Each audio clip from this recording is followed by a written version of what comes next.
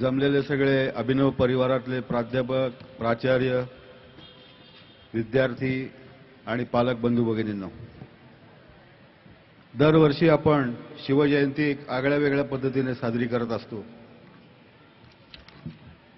लोकांमध्ये जाऊन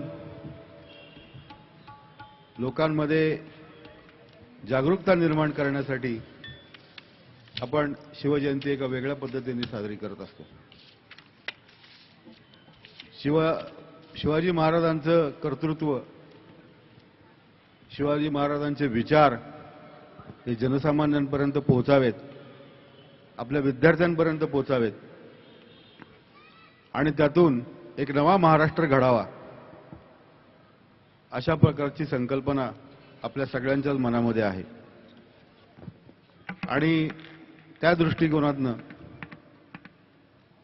जे जे उत्तुंग, जे जे उन्नत अशा प्रकारचं, अशा स्वरूपाचं शिवाजी महाराजांचं कर्तृत्व आहे,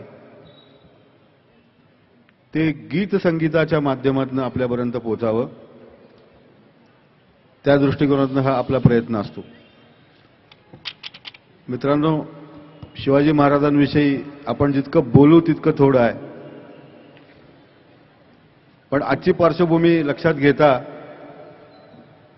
एक दोन गोष्टी मी आपल्याला सांगू इच्छितो. सर्वसाधारणपणे शिवाजी महाराज हे एक कुठल्या धर्माविरुद्ध होते अशा प्रकारचा प्रचार आणि प्रसार केला जातो, पण शिवाजी महाराज हे कुठल्याही धर्माविरुद्ध नव्हते, कुठल्याही जातीविरुद्ध नव्हते. शिवाजी महाराजांचा लढा हा जुलमी सत्तेविरुद्ध होता आणि त्यामुळे सगळ्या धर्माचे लोक, सगळ्या जातीचे लोक त्यांच्या सैन्यामध्ये होते, त्यांच्या बरोबर असायचे आणि एक नवा महाराष्ट्र त्यांनी घडवला की जो आजही आपल्याला प्रेरणा देत असतो. शिवाजी महाराज गेल्यानंतर देखील त्यांची कीर्ती दुमदुमत राहिली, आजही ती दुमदुमते आहे. असा हा रयतेचा राजा होता की ज्याचं निधन झाल्यानंतर देखील त्याचे सैनिक लढत राहिले, अथकपणे लढत राहिले आणि त्यांनी स्वराज्याचं रक्षण केलं. इतिहासामध्ये अशा प्रकारचं उदाहरण आपल्याला फार कमी ठिकाणी बघायला मिळेल.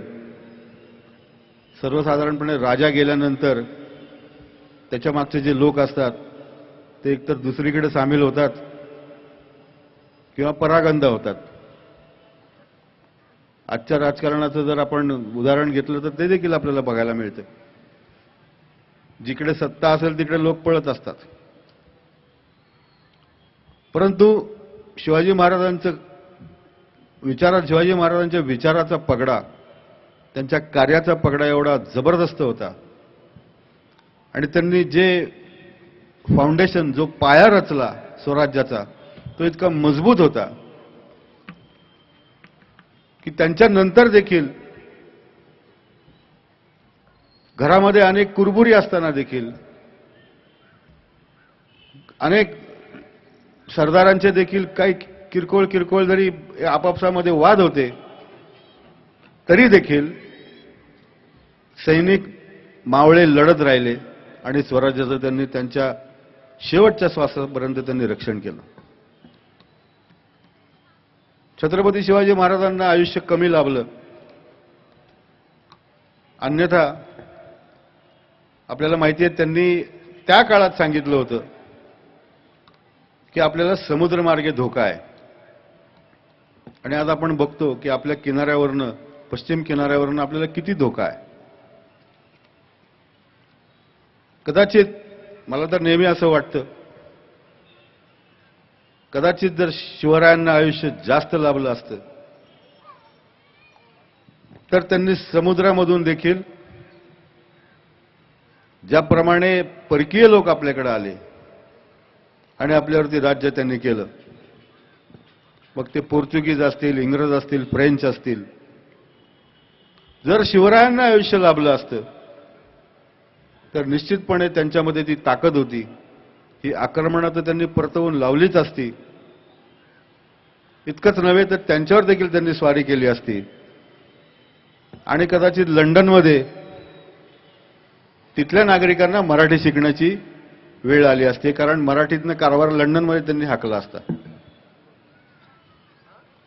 पण नाही लाभलं जरी शिवरायांना आयुष्य, तरी त्यांनी जो विचार मागे ठेवलेला आहे, त्यांनी जे कर्तृत्व मागे ठेवलेलं आहे, त्याचं आपण नित्यदिनी जरी स्मरण केलं आणि त्याप्रमाणे आपल्या हातून देखील देशसेवा घडावी असं जर आपण ईश्वरचरणी प्रार्थना केली, तर निश्चितपणे हे महाराष्ट्र, हे राज्य, हा देश अधिक मोठा होण्यासाठी मदत होईल. आजच्या दिनी एवढीच आपण प्रार्थना करूया आणि या संगीतमय सोहळ्याचा आपण सगळ्यांनीच लाभ घ्यावा, आस्वाद घ्यावा अशी मी आपण सगळ्यांना विनंती करतो आणि थांबतो. जय हिंद, जय महाराष्ट्र.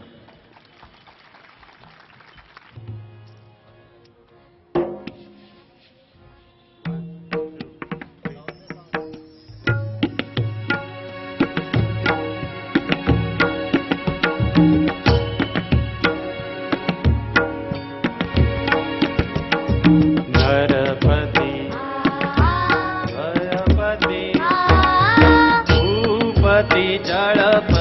गजपती गणपती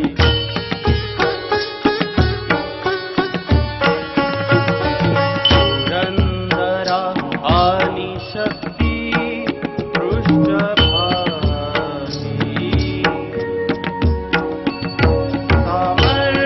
सामर्थ्यवंत नीतिवंत निष्ठावंत वरदवंत धैर्यवंत कीर्तिवंत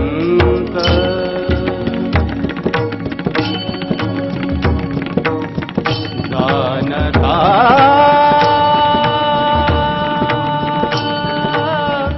राजा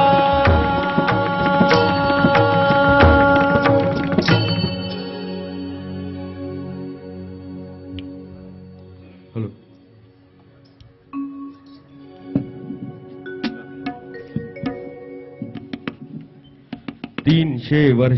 300 वर्ष महाराष्ट्र पारतंत्र्याच्या अंधकारात चाचपडत होता.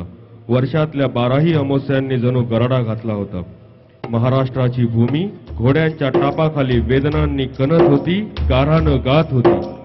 सह्याद्रीच्या कडेकापारीत सिंधू सागरांच्या लाटा आणि संत सज्जनाचे टाळ मृदंग नियतीच्या गाभाऱ्यातील अदृश्य शिवशक्तीला आवाहन करत होती.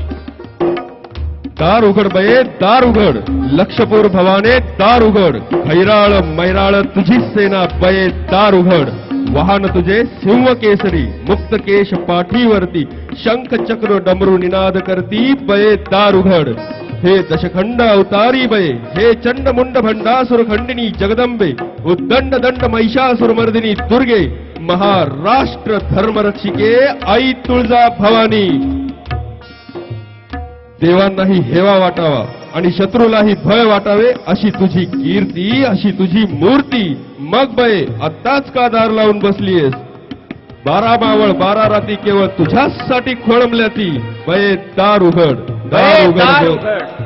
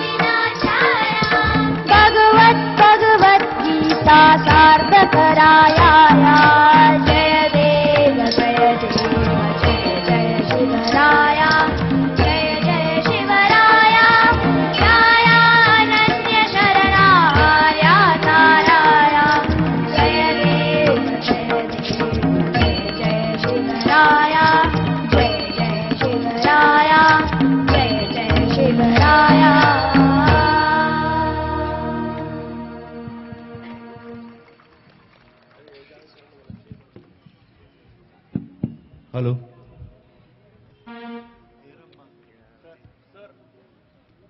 कराच्या जटात आणि नाणे घाटाच्या ओठात वसलेल्या किल्ले शिवनेरीवर उषःकाल झाला. शिवरायांचा जन्म झाला. पुत्र जिजाऊला झाला. पुत्र शहाजी राजांना झाला. पुत्र महाराष्ट्राला झाला. पुत्र सह्याद्रीला झाला. जिजाऊ साहेब बाल शिवबांना घेऊन पुण्यात आल्या. ते सोन पुतळा पाऊल पुण्याच्या ओसाड शिवेवर पडले. हे सगळे गावठाण तस नस झाले होते. त्याचे सुरूपण सुकून गेले होते. या बेचिराग मातीला आऊसाहेबांनी बोलतं केलं. मासाहेबांचा हात पाठीवर घेऊन या बरड जहागिरीत सोन्याच्या फाळ लावलेल्या नागराचा फुंटवाळा शिवबांनी हाती घेतला आणि इथेच स्वराज्याच्या मनसुब्याचा श्री गणेशा झाला. शुभ शकून सांगाया गजाननाच्या मूर्तीने दर्शन दिले. श्रींचे कल्याणकारी राज्य आज मुहूर्तास पावते झाले.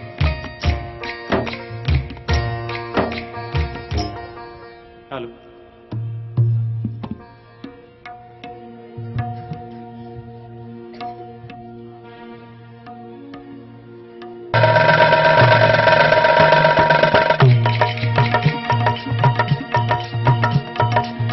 हे रंबासू आरंबाचा तू तर ओंकार. जमायचा शिवा करतो तुला नमस्कार. हे रंबासू आरंबाचा तू तर ओंकार. जमायचा शिवा करतो तुला नमस्कार. हे रंबासू आरंबाचा.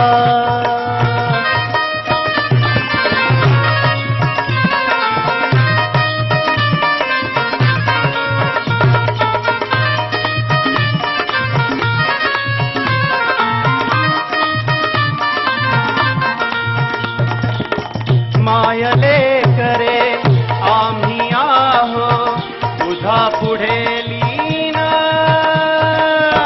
राज्य करावे इथे नीतीचे हेची मनी स्वप्न. काळोखाला फुटो कृपेने प्रकाशंकुर. जिजामायचा शिवा करतो तुला नमस्कार.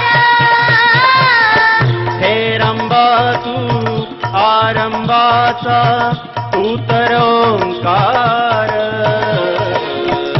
जमायचा शिवा करतो तुला नमस्कार. हे रंबासू आरंबाचा.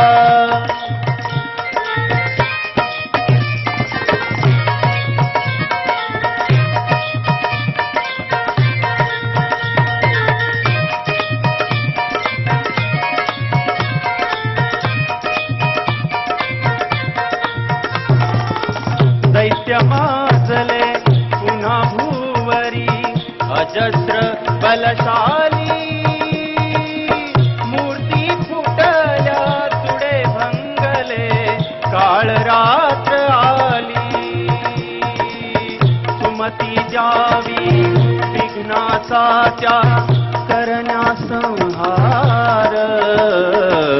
जिजामायचा शिवा करतो तुला नमस्कार. हे रंबासू आरंभाचा तू तर ओंकार. जिजामायचा शिवा करतो तुला नमस्कार. हे रंबासू आरंभाचा.